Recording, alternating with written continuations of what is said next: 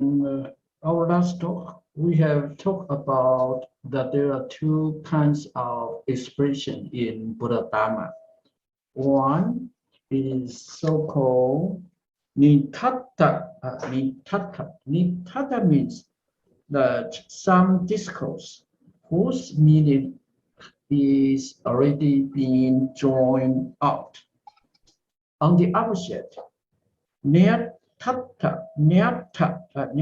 means some expressions or discourses whose meaning has to be drawn out. Nitatta is the expression by the philosophical expression, and the Nyatta is the expression in conventional language or daily language. There are two kinds of language used in the Buddha Dharma. We cannot confuse them. We have to clearly understand what is nitatta and what is nyatta. These two kinds of expressions are very important for us if we want to understand the real meaning of the Buddha Dharma. Then we have tonight's talk. From the Buddhist perspective, therefore, wrongly hypostatized entities and objects of refutation are nothing but conceptual constructs, logical abstractions, or pure denominations with no corresponding objective counterparts. This sentence means that in Buddha Dharma, if people suppose all things are real, there is a real I, and there are real external objects. Those are the wrong understanding of the Buddha Dharma. Those are only the conceptual construct. Conceptual construct means those misunderstandings are constructed out of our concept. It does not correspond to the real entity. There is no entity at all. And if we believe or if we think that there are real entities, there are real I, the real external objects, it is wrong. It is only the result of our conceptualization. It is the result of our imagination. Actually, there is no real I. There are no real external things. Everything dependent originated. There's no independent entities at all. And logical abstractions. Logical abstractions means that it is the result of our logical inference. It is out of our logical inference. We imagine something out of the existing phenomena. It is only inference, not really existed. Or pure denomination. Pure denomination means it is only name. For example, people are only name. There are no real people because people are dependent originated. And there is no I, there's no you, there's no ego, there's no Buddha, there are no sentient beings. All names are used to designate something, to point to something, but all things are empty of their substance. All things have no substance at all. This is called shunyata or shunya in Pali and Sanskrit. Entities and objects are reified by people's imagination. Reify means to make something not existent to exist. This is reify. Its noun form is called reification. The reification of all things or all phenomena are nothing but our imagination. It is wrong. It is only our imagination. It is only our logical abstractions, or it is only the name only. There is no real entity. All of them are only name, only denominations, with no corresponding objective counterparts. It means that there is no objective realities. All of them are only denomination.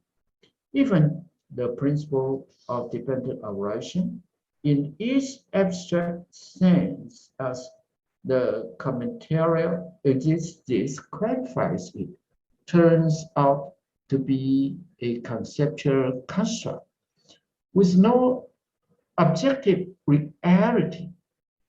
Even the principle of dependent arising, as we know already, that the principle of dependent arising is the basic teaching of the Buddha, and it is the foundation of all the doctrines, no matter in Theravadan doctrines or in Mahayana or in Tibetan Buddhism.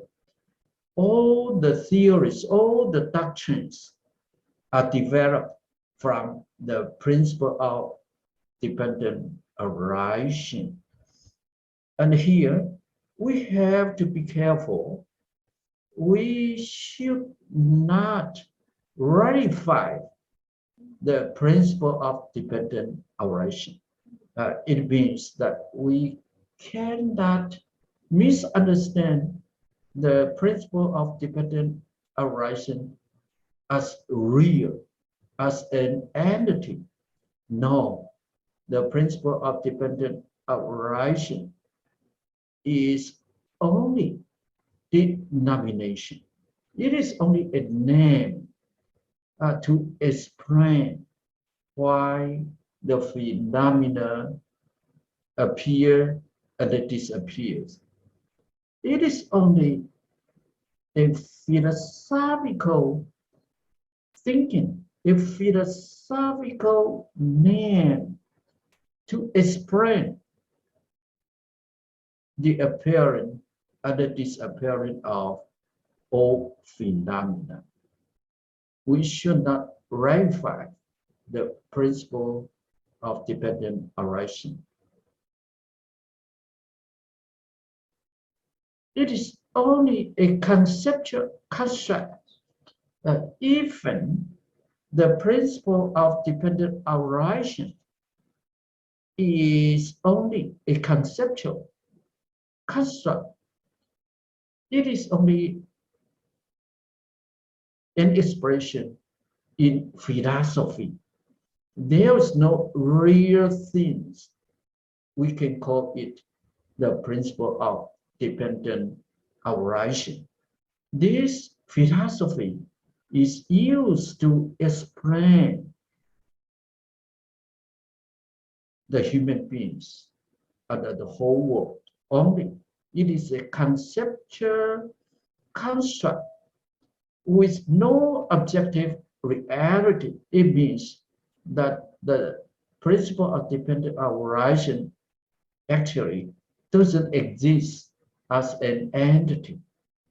There is no such thing as the principle of dependent arising. It is only a kind of our conceptual construct. It is only a kind of our mindset to explain why we have human beings, we have sentient beings, why we have different phenomena.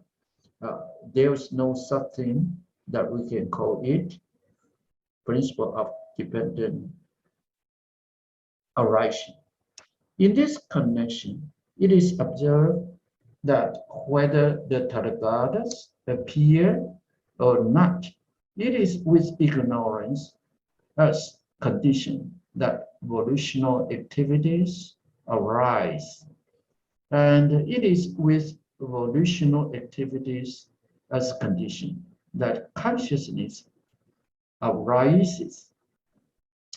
Here, we have to refer to the 12 link of causation. Whether the Tathagatas appear or not, it means that the truth has nothing to do with the Tathagatas. A Tathagata is not the inventor, is not the creator of the truth of dependent arising. All the Buddhas, all the Tathagatas only discover the principle of dependent arising and taught this truth to all the sentient beings, whether the Tathagatas appear or not. The truth is already there, and the truth is here, and the truth will remain the same in the future.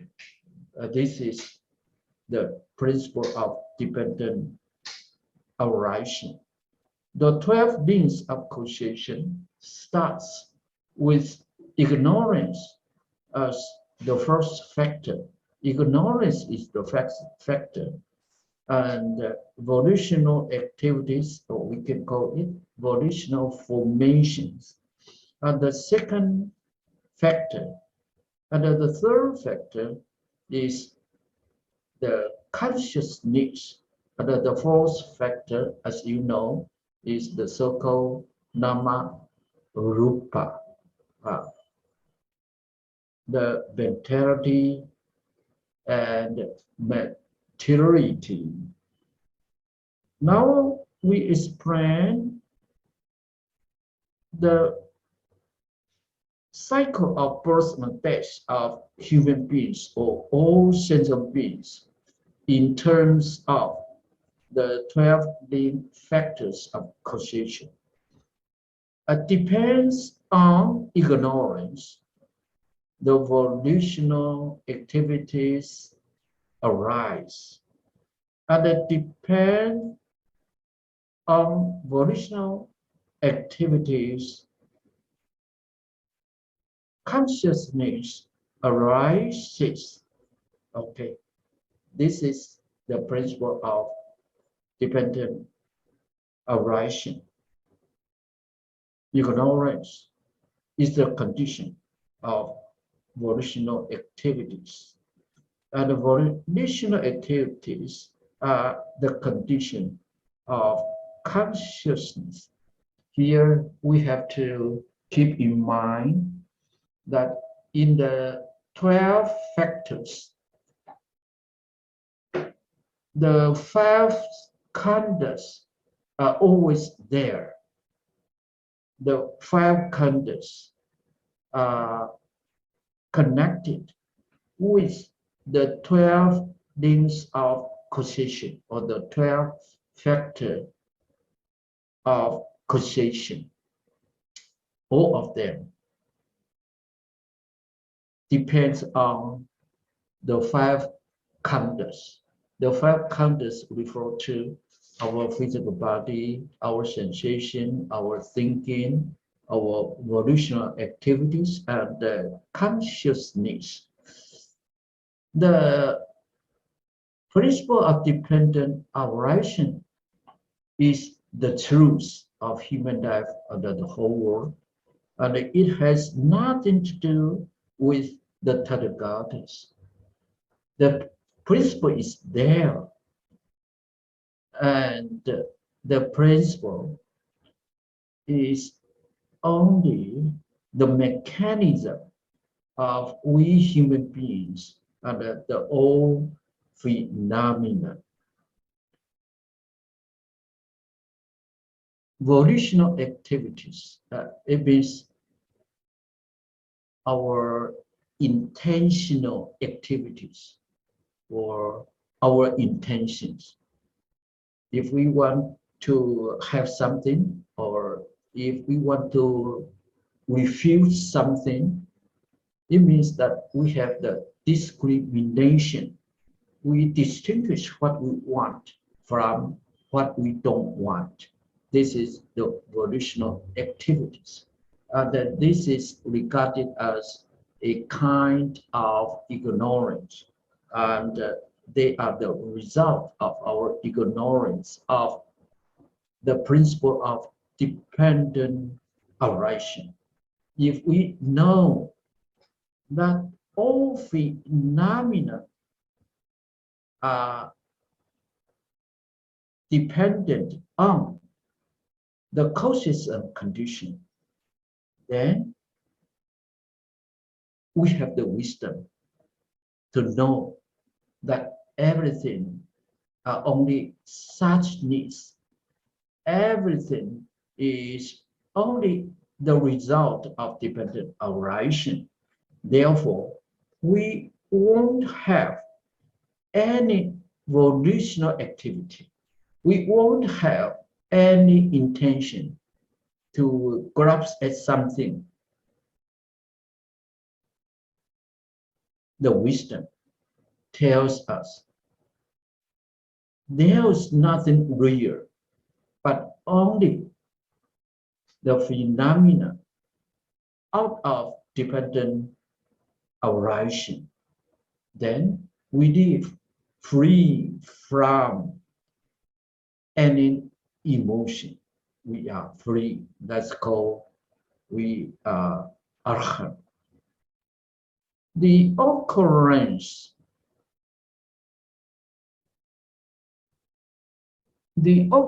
of several factors in this manner by way of dependent arising is an objective occurrence. The occurrence of several factors,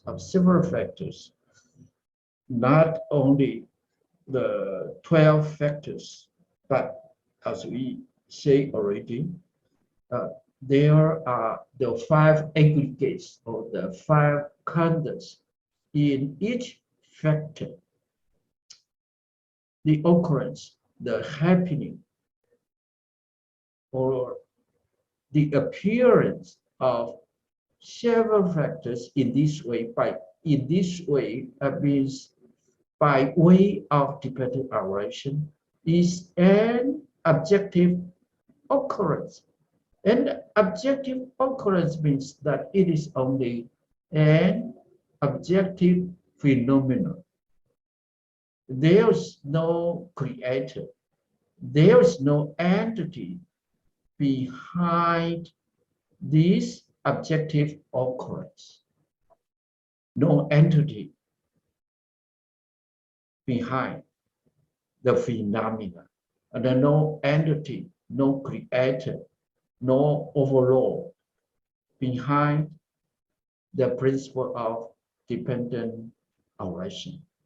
All phenomena are only the result of the dependent arising. There's no subject. There's no concrete reality. Nevertheless, there is no independently existing abstract principle called dependent arising. Besides, or in addition to the objective occurrence of the dependently arising factors, there is no independently existent abstract principle called dependent arising. It means that the principle of dependent arising doesn't exist by itself. The principle of dependent arising is accompanied by the 12 factors of causation. And we will say that the dependent arising is an abstract principle. Is an abstract principle. It is not real. It is abstract. This principle of dependent arising is abstract. It means that this principle doesn't exist at all. It is only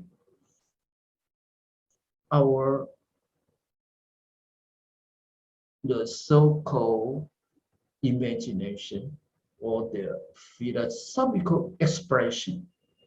And when we say that there is a principle of dependent arising, we should not consider this principle as independent, as separate from the 5 aggregates, as separate from the 12 link factors of dependent arising. This is very important.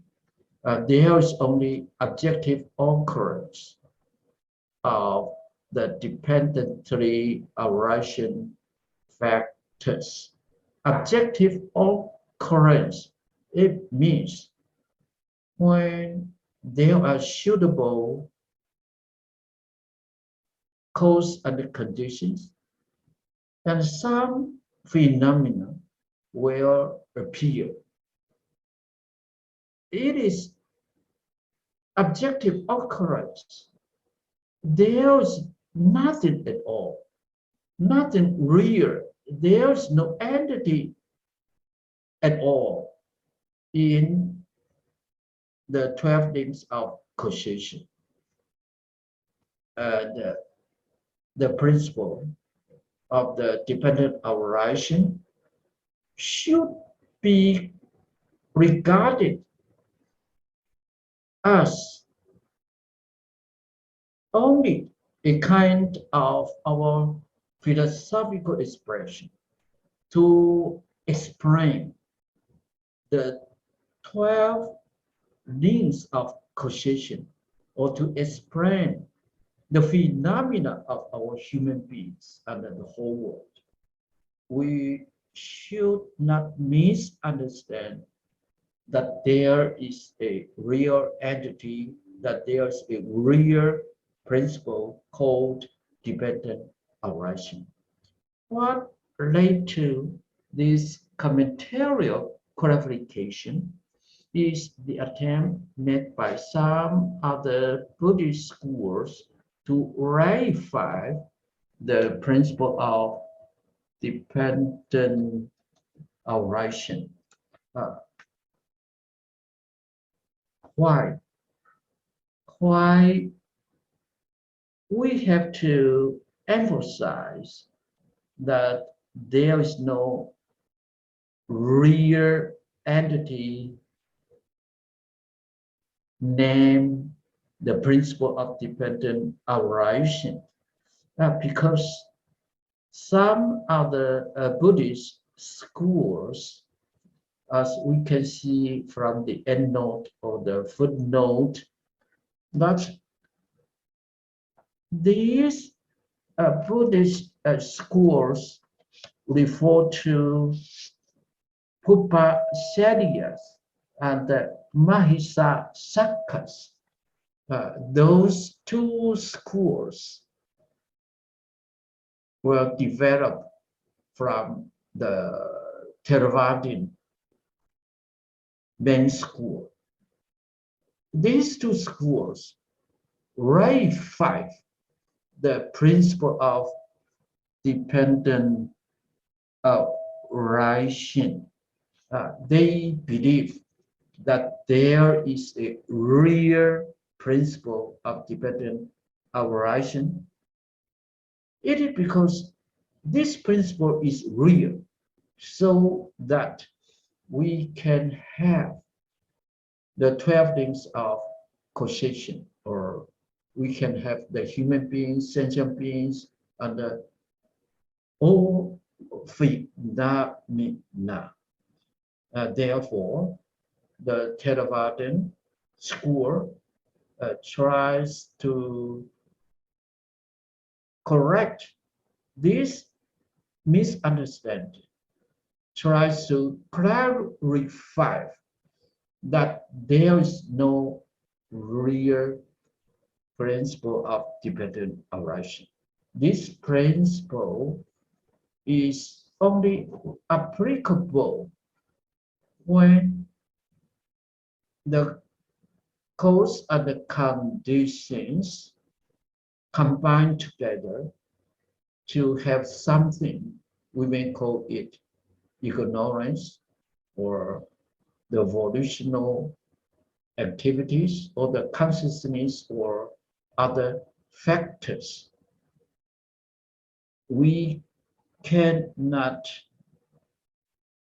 say that the principle of dependent arising is already there, that there is a principle which we call dependent arising. No, the principle of dependent arising depends on the 12 links of causation. If there is no 12, if there are no 12 links of causation, then there will be no principle of dependent arising. In other words, in Nibbana, Nibbana means the cessation of the causes of suffering and the cessation of suffering. In Nibbana, there is no dependent arising. Because in Nibbana, there is no such thing as ignorance, volitional activities, consciousness, or navarupa. There is no birth, there is no death, there is no old age, there is no sensation, there is no clinging, nothing at all in Nibbana. Therefore, in Nibbana, there is no dependent arising. This principle doesn't exist in Nibbana. This principle is only valid in all the phenomena which are dependently originated. We should not ratify the principle, and of course we should not ratify all phenomena. Nothing is real. Everything is only dependently originated. All things depend on their cause and the conditions. Nothing is real. The same situation is true of impermanence, anicca, suffering, dukkha, and selflessness, anatta. the three main characteristics of all sentient existence. All sentient existence means all sentient beings, and in particular, we human beings. The same situation, it means we should not ratify the so-called three characteristics of human beings or of the conditioned things. The principle of impermanence, anicca, suffering, dukkha, selflessness, anatta. It means there's no such things that we can call them impermanence, suffering, and selflessness. These characteristics are valid only when they are connected with sentient existence. If there are no sentient beings, if there are no phenomena, then there will be no impermanence, suffering, and selflessness. Anicca, dukkha, anatta are the philosophical terms, only our mental construct. They are used to explain the nature of all sentient existence. If there are no sentient existence, then there will be no three characteristics of anicca, dukkha, and anatta. These three characteristics depend on the sentient existence. And of course, in Mahayana, these three characteristics are applicable to the whole world, to the external circumstance. If there are no sentient beings, if there are no external circumstances or no any phenomena, then there's no such characteristics that we can call them impermanence, suffering, and selflessness. This means that these three terms are used only to explain the inherent nature of all phenomena, in particular, all sentient beings or we human beings. If there are no human beings, if there are no phenomena, then there will be no anicca, dukkha, and anatta. In addition to what is subject to these three characteristics, there are no corresponding characteristics existing as independent entities. Not only the principle of dependent operation, and not only these three characteristics, but all things have no independent entities. All things depend on one another. If there is no cause and conditions, there will be no result. Result depends on the cause and the conditions. And cause and conditions depend on the result. If there is no result, we cannot call something as cause and the condition. If there are no cause and the conditions, we cannot call something as result. For example, a couple is called a couple, or we may call them father and mother, only when they have their children.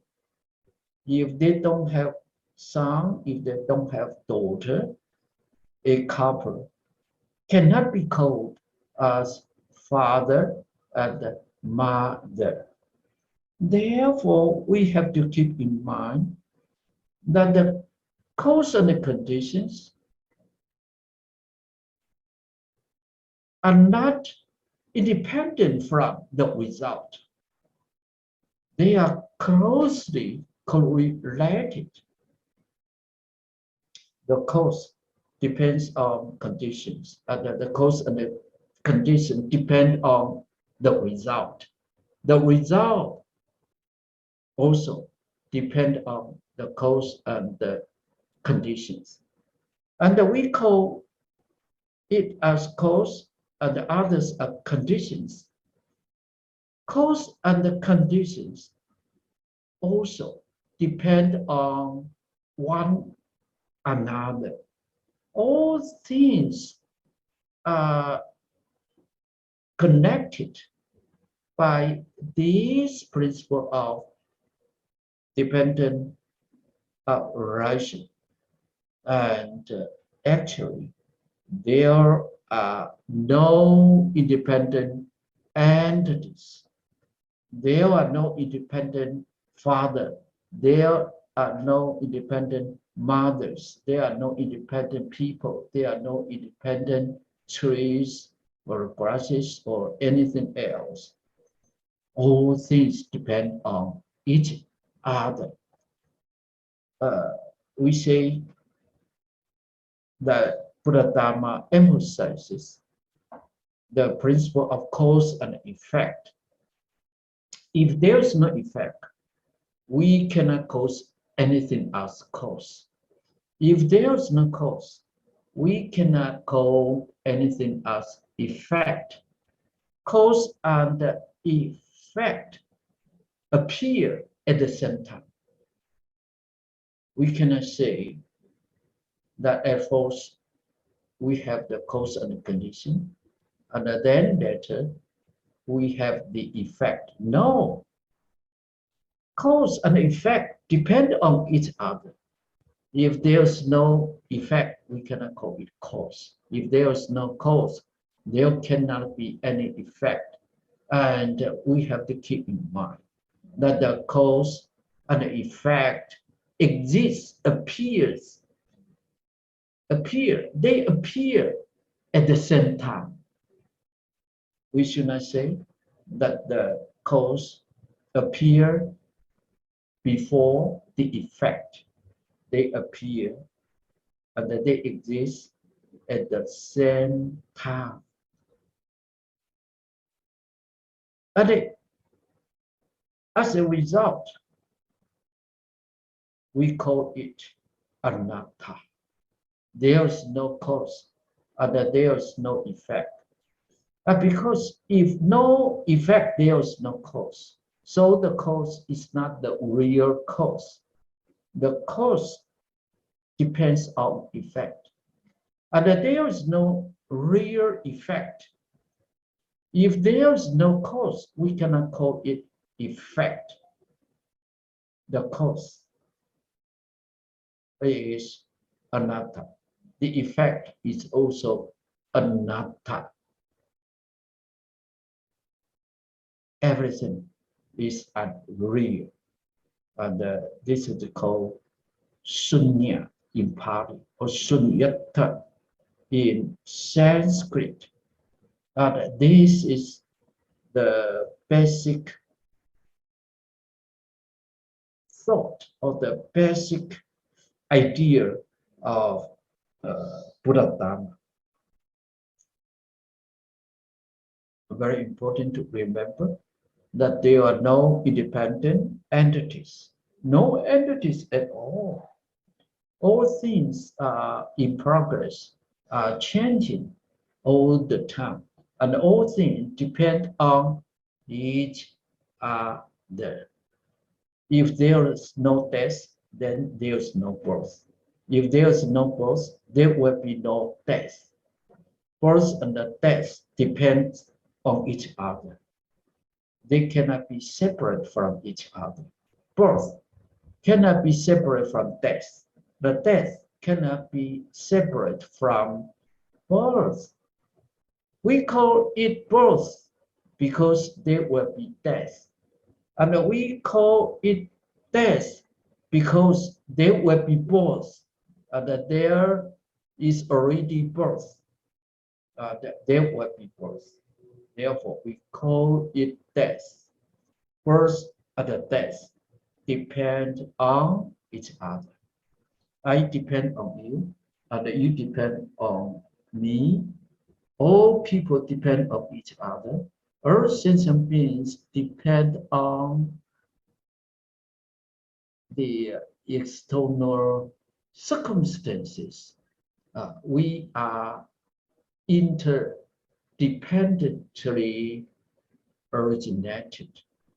There's no real I. There's no real you. There's no real anything. There's only, as we call it, idappaccayatā. It means only a special conditionality. Special conditionality. If there are no some things, then there will be no effect at all. As we reiterated in the Agama or in the Nikayas, the Buddha says, because of this, therefore that, because there is no this, therefore no that. Because of cause, there is effect. If there is no cause, there will be no effect. Cause depends on effect, and the effect depends on cause. This depends on that, and that depends on this. All things depend on each other. All people depend on each other. All sentient beings depend on each other. Why we want to kill each other? Why we want to have war? Why we want to fight against each other? If all sentient beings, all people can understand the Buddha Dharma, or the very basic, very simple principle of dependent arising, there will be no war, there will be no fighting, there will be no conflict, and there will be no sufferings at all. The Buddha Dharma is so important. The Buddha Dharma can bring us world peace, and only Buddha Dharma, only the principle of dependent origination can bring peace to the whole world. As Buddhists, we have to deeply understand the Buddha Dharma, the principle of dependent origin, and we have to spread these truths to all humankind, to stop the fighting, to stop the conflict. We understand now that there are no independent entities. no independent people, no independent external world, no independent phenomena, all depend on each other.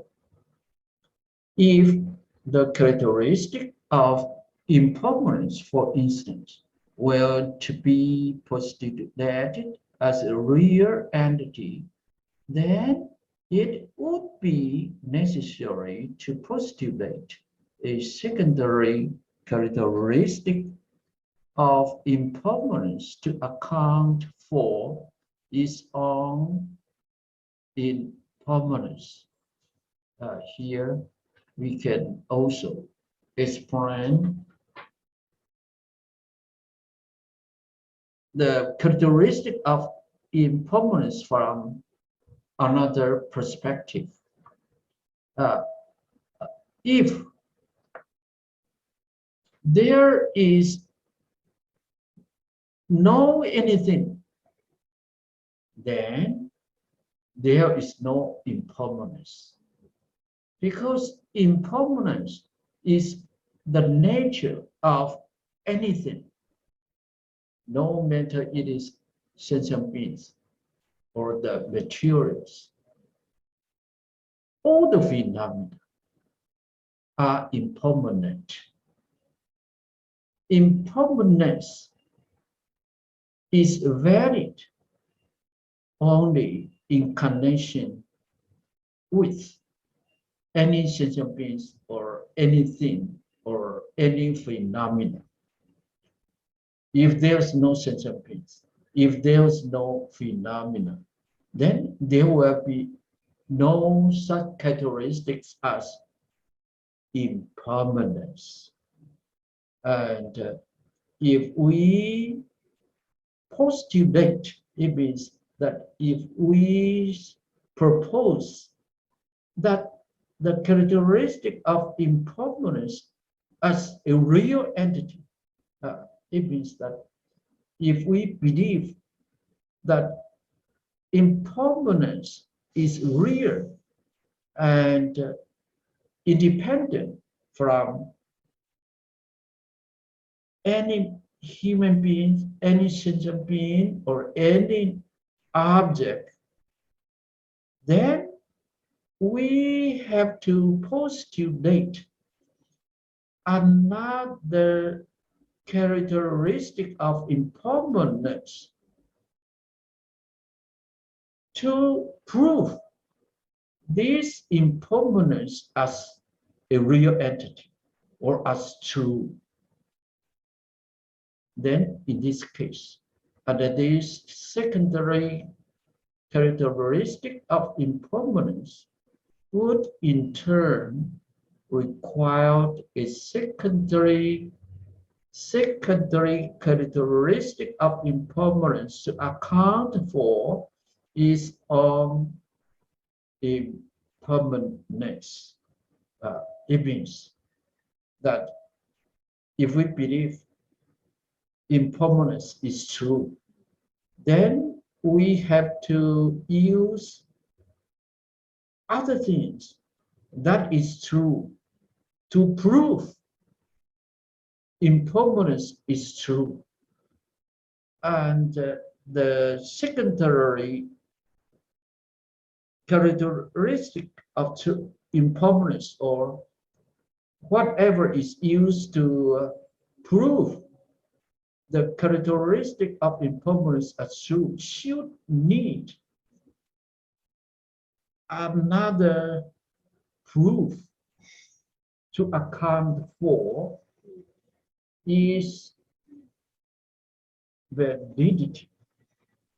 In short, we understand now why in Buddha Dharma we say all things are anatta or anathema, or all things are shunyata. Because whatever we use, any expression is only a philosophical term. It is only to explain the nature of something. There is no real principle or no real object. In this way, surrounds the argument, it would inevitably involve what the commentary, if this is cause a process of interminarity, idappaccayatā, or infinite regress, anavatana. It means that if we believe something is true, that something has real entity, then we have to use secondary real entity to prove the false entity. The secondary real entity should be proved by other real entity. And in this case, it is a process of interminarity. It means there will be no ending. We have to use one and again another one entity to prove the existence of any real entity. Interminability in Pali is called idappaccayatā.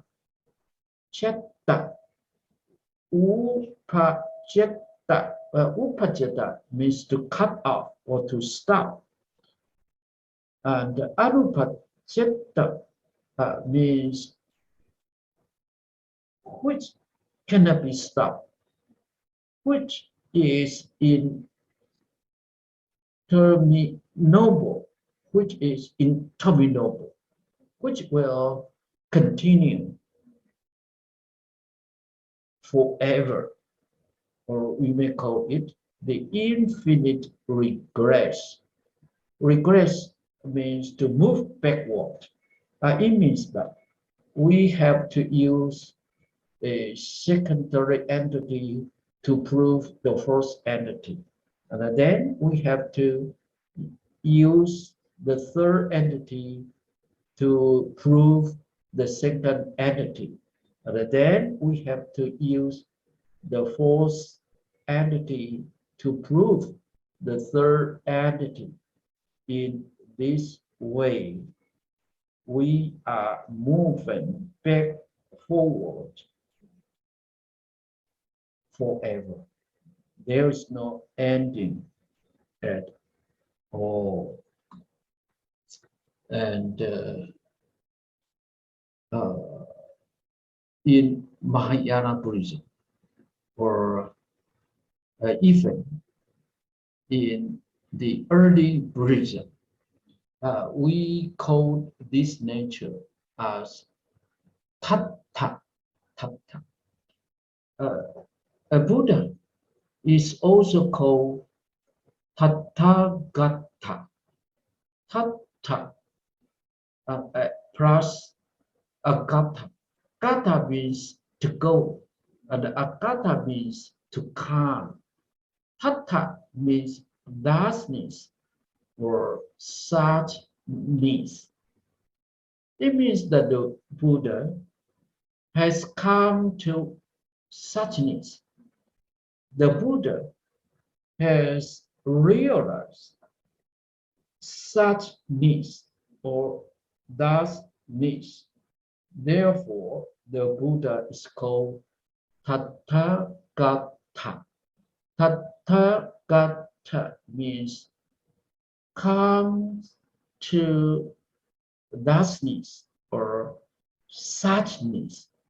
Suchness and thusness means the principle of dependent uprising, the Buddha has realized, or the Buddha has experienced in his meditation, the tattva, the tattva. Why we call it tattva? Tattva means thusness or suchness. It means that everything cannot be explained by words or by writing or by any communication skills. All things should be experienced by ourselves. All things should be realized by ourselves. The Buddha only used different terms to point to anything. And even the principle of dependent arising is only a skillful means, is only a tool or a means to explain the truth of all the phenomena. We call Buddha as Tathagata, because Buddha has realized suchness or thatness, or he has realized the principle of dependent arising. Now, I want to quote the teachings of the Bhikkhu Buddhadasa. Bhikkhu Buddhadasa was considered as one of the greatest philosophers in 20th century. Buddhadasa was a Thai monk. However, he is a descendant of Chinese. His grandfather went to Thailand from Kendong, and he was the third generation of the Chinese immigrant in Thailand. He was regarded as one of the greatest philosophers in 20th century. He was respected highly. Bhikkhu Buddhadasa said, when tathata is seen, the three characteristics of anicca, dukkha, and anatta are seen. Shunyata is seen, and idappaccayatā is seen. There is no concrete entity. There is only thusness. There is no otherness. There is only suchness, or there is only thusness. And tathata is not unconditioned or not mental conceptual or conceptual construct. Tathata means thusness or thusness. Buddhadasa say, when we see tathata, for example, Gautama realize the principle of dependent arising. Therefore, he experienced or realized tathata. Therefore, he was called Tathagata. Buddha says, when tathata is seen, seen means is experienced or is realized, then the three characteristics of sentient beings or sentient existence, that is the so-called anicca, dukkha, and anatta, are realized, are seen with the mental eye, not with the physical eyes, but with the mental eye. That means by wisdom. When Gautama meditated under the Bodhi tree, then he realized tathata. It means that he realized anicca, dukkha, and anatta. And he realized also idappaccayatā. Ida, I-D-A. Ida means this. Paccayatā in Pali, P-A-C-C-A-Y-A-T-A.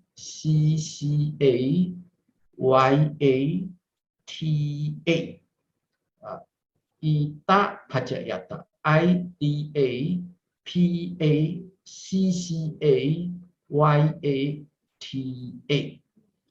Idappaccayatā. Ida means this, and paccayatā. Paccayatā means dependent origination or dependent origin, or we can call it conditionality. Idappaccayatā means specific conditionality. For example, if there is no ignorance and the five aggregates, there will be no volitional activities. Then ignorance and the five aggregates are called idappaccayatā. They are the specific conditions of volitional activities. It means that if there are no ignorance and the five aggregates, there will be no volitional activities.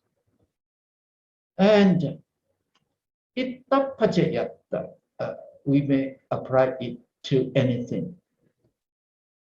Again, if there are no volitional activities and five aggregates, there will be no consciousness.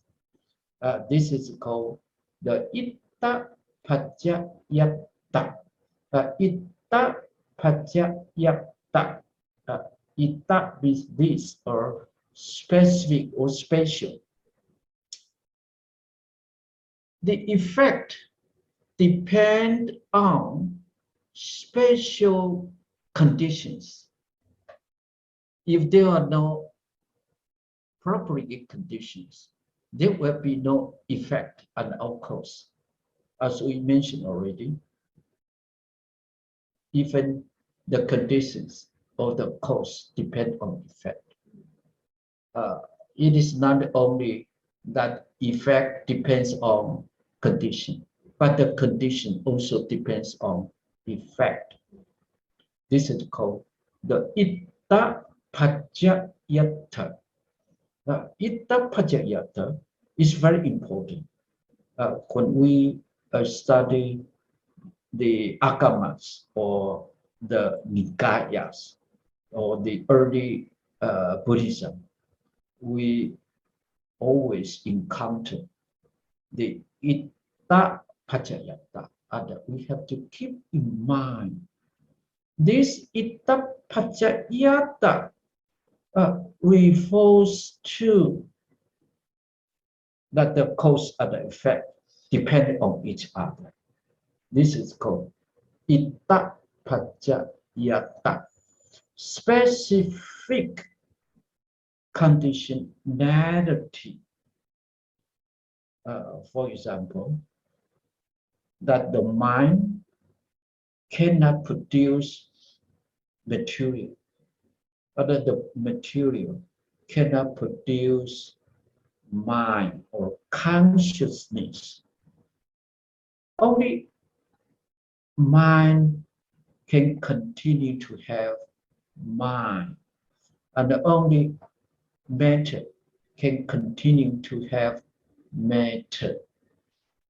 All things, no matter it is mind or mental factors or material, all things are changing in progress. They are in dynamic progress. This is called the idappaccayatā, a very important term.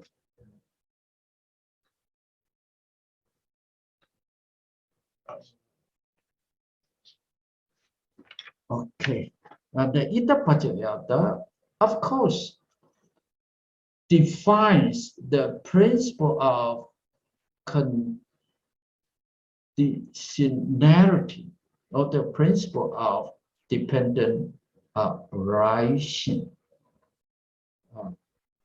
For example, if there's no couples, there will be no children, and only this couple can have their children. Other than this couple, other than the parents, other than the father and the mothers, there will be no children. The children depend on the parents, and the parents also depend on the children. This is called idappaccayatā. As Bhikkhu Buddhadasa says, when we realize tathata, then we realize we human beings and all the phenomena are anicca, dukkha, and anatta. And also we realize and experience idappaccayatā. We are fully awakened. This is called a Buddha. A Buddha is a person who realizes idappaccayatā, nothing at all. There is no creator. There is no eternal factors. All happen because of idappaccayatā. All things appear because of specific cause and conditions. Because everything is in dynamic progress to change from time to time. This is the principle of dependent arising. Since the Buddhist view of actuality is free from entities and substances, in presenting it through the medium of language, difficulties can certainly arise. Because from the Buddhist point of view, that actuality is anatta. Actuality refers to anything or any phenomena. Anything, any phenomena, including our mind, or benefactors, or the material, everything, or even nibbana. Anything is free from entities and substances. Even nibbana is free from entity and the substance. So we cannot consider a nibbana as real. If we understand this, we will not cling to nibbana. But nibbana is attained through the realization of idappaccayatā. There is no real nibbana. Nibbana depends on the realization of idappaccayatā, or depends on the principle of dependent arising.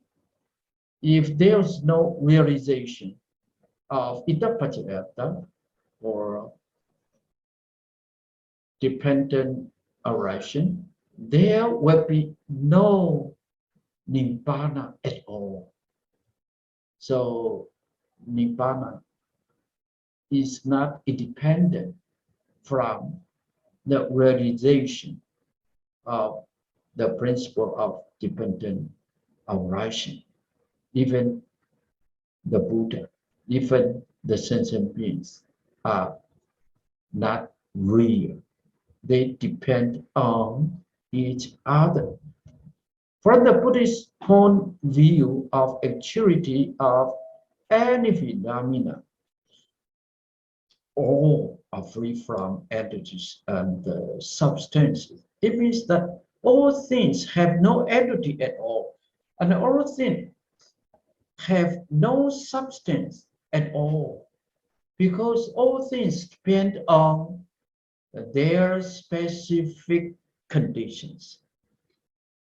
Therefore, when we present actuality by means of language, certainly the difficulties will arise, because the medium of language is not the experience of tathata. Actuality actually is tathata. Actuality is actually can be realized by experience, and this experience means our practice of the so-called Siddha, Samatha, and Vipassana. It means by a very pure, very clear mind. Sunyata, or the truth, can be only realized. Tathata can be only realized by our training of mind and the development of mind. And the language is not experience. A language is the result of our conceptual structure. At first, we have some concept, and we express our concept by means of language or writing. In this case, that the language cannot explain the actuality. Of course, we use language or writing to explain the actuality, but they are not equal. Language is not equal to actuality.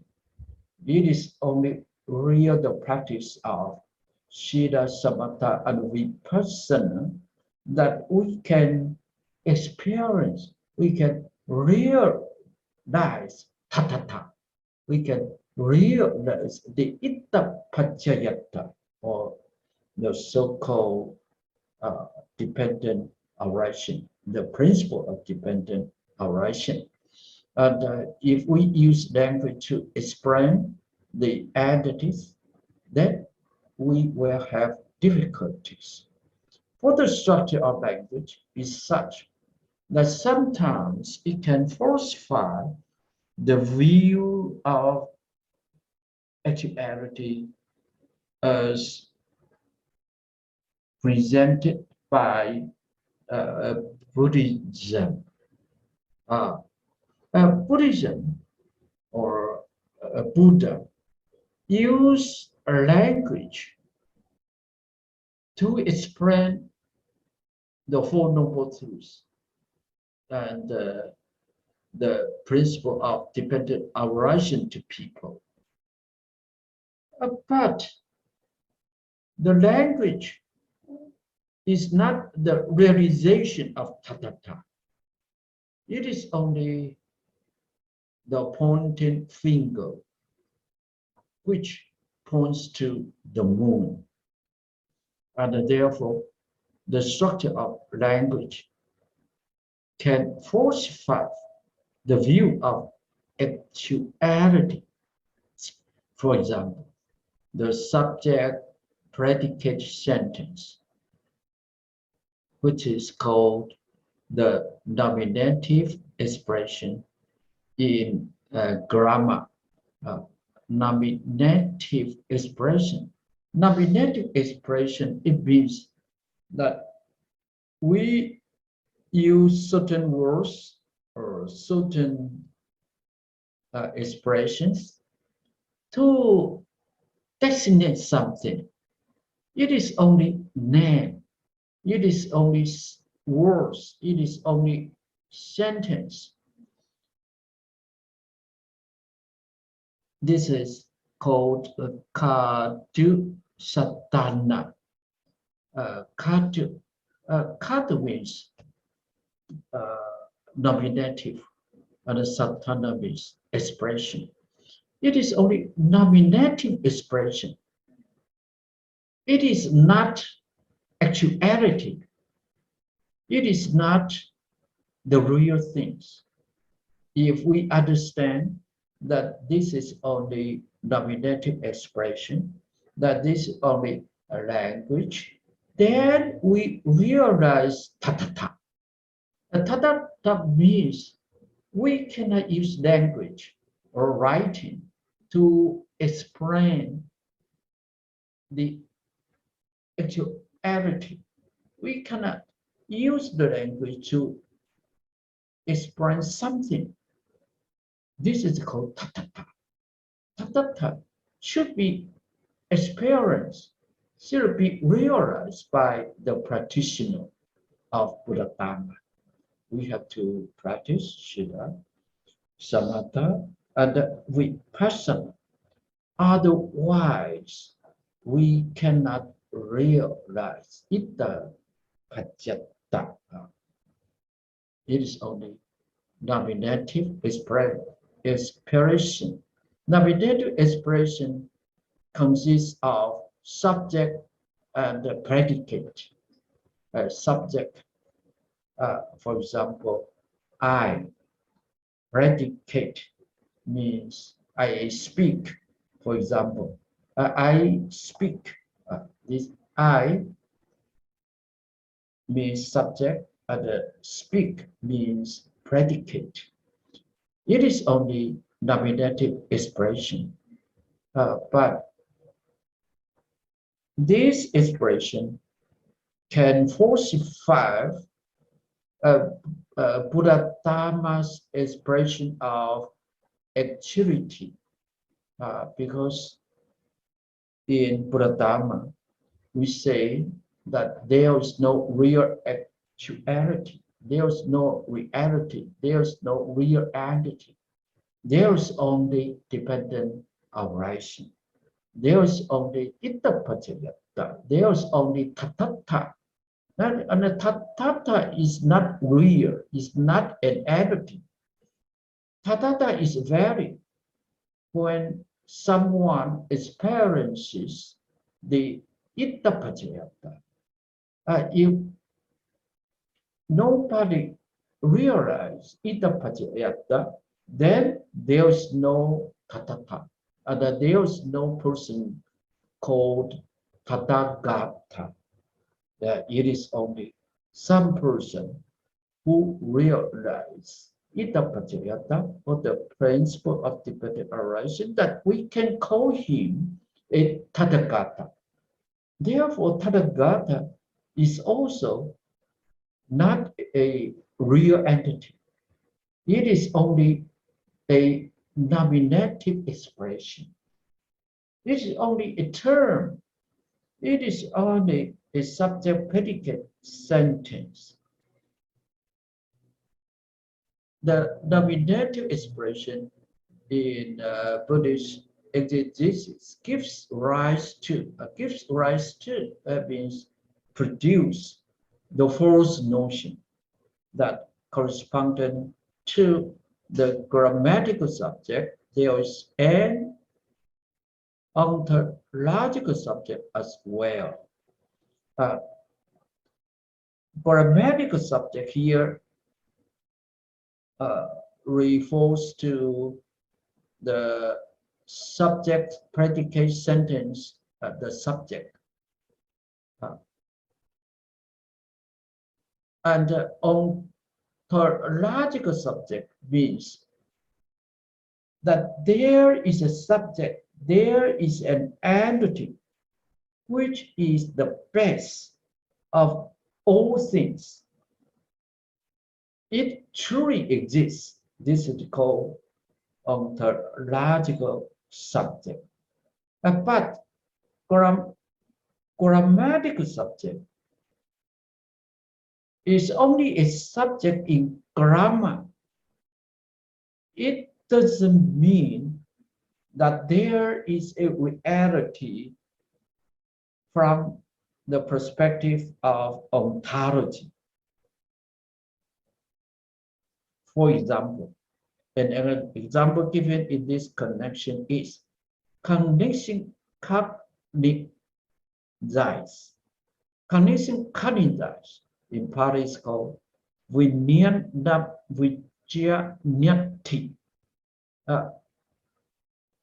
Vijnana in English is translated as cognition or the sensation. Vijnanati is the past participle of vijnana. In English, it is translated as cognize. It means that when we have cognized something, then it is called vijnanati. Cognition, cognize is only a nominative expression. It has nothing to do with ontology. It is only a grammar, nominative expression. Cognition, cognizes, or vijnanati, this kind of definition is made by superimposition, a distinction of where there is no such distinction. Abheda, parikapana. Abheda means no distinction.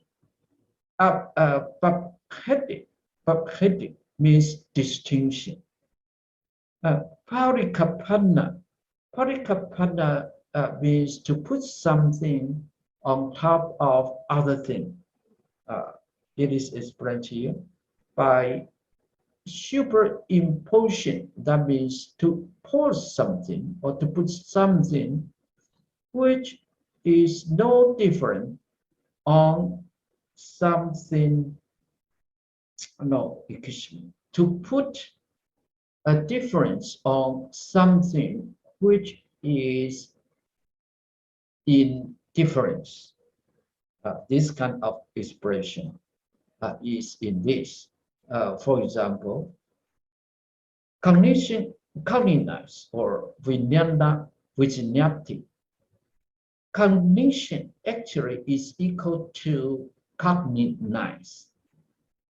If there is no such expression of cognize or no people who cognize something, then there's no cognition. Therefore, actually cognition means cognize. They are the same. They have no distinction.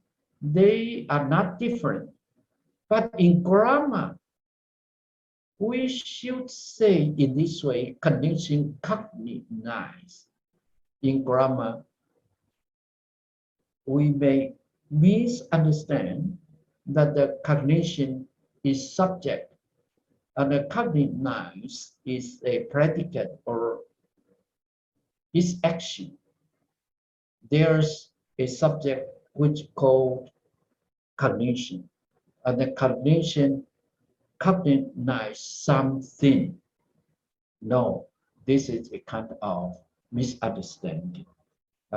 Actually, cognition depends on cognize. If a person who doesn't cognize anything, then we can say there is a cognition. The distinction that it thus creates is that between the agent and the action, we may misunderstand that the cognition is the agent, is the subject, and that the action is cognized. Actually, there's no agent at all. And of course, we may say there's no action at all. No agent, no action. It means that there's no entity which we can call it as agent. And there is no entity that we can call it action. It is only dependent arising. It is only ta. It is only idappaccayatā. There is no agent. There is no action. But we use the verbal expression to let other people understand our meaning. This is called the nominative expression. It is only an expression of language. It has nothing to do with the ontology. There is no substance at all. We call it anatta. And the anatta, of course, is anicca. And of course, anicca is dukkha. The dukkha means no freedom. Because everything depends on each other. If we realize that everything depends on each other, then we realize tathata. Then we can be called as a tathagata. Then we are the enlightened one. Then we are the Buddha or the Arahant. For this very reason, the definition based on the nominative expression is said to be tentative and provisional, not valid in an ultimate sense. Therefore, the definition based on the nominative expression, it is only valid in grammar, in the subject-predicate sentence. it is only tentative and provisional. It means that it is valid only in grammar, but not in ontology, because there is nothing which we can call it subject or action or object. There is no subject, there is no object, there is no action. If there is no action, there will be no subject. And if there is no subject, there will be no action. And in the same case, if there is no subject, there will be no object. If there is no object, there will be no subject. Subject depends on object. Object depends on subject. Subject depends on action. And action depends on subject. In this example, cognition, cognize. It means that cognition depends on cognize. And the cognize depends on cognition. They cannot be separated. They are not independent from each other. They depend on each other. Therefore, they are only tentative. It means that they are only valid in grammar, not valid in all cases, and they are provisional. We cannot apply it in all cases. No, they are temporary valid, not valid in an ultimate sense. It means not valid at all, but in conventional communication or in our daily life, we have to use the nominative expression. Otherwise, we cannot communicate with others. We cannot let other people understand our meaning. However, we have to keep in mind what is the real definition of dependent arising. Idappaccayatā. Idappaccayatā. Very important. And tonight we are very happy to clarify what is the central thought of Buddha Dharma. The central thought or the basic thought of Buddha Dharma is idappaccayatā, or the principle of dependent arising. When we understand clearly the principle of dependent arising, we are liberated from any suffering, from any conditionality, because you understand it is only tathata. There is no I, there is no suffering, and there is no nibbana. All of them are provisional and tentative. They are not valid in an ultimate sense.